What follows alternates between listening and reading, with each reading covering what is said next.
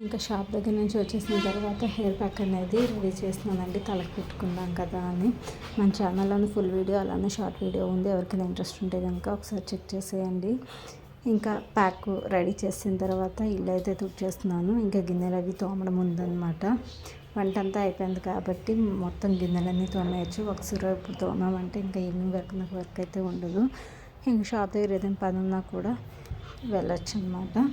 Maximum ఏంటంటే తను బయటకు వెళ్ళేటప్పుడే నాకు షాప్ దగ్గరికి వెళ్ళే అవసరం ఉంటుందండి. లేనప్పుడు ఇంటి దగ్గరే ఉంటాను. ఇలా అటు ఇటు పనులు అయితే మేనేజ్ చేసుకుంటాను.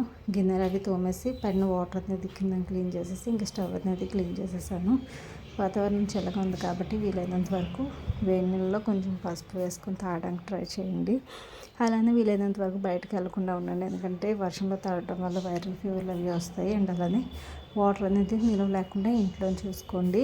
దోమలు అవి వచ్చి మలేరియా వచ్చే అవకాశం ఉంటుంది కదా. వీడియోస్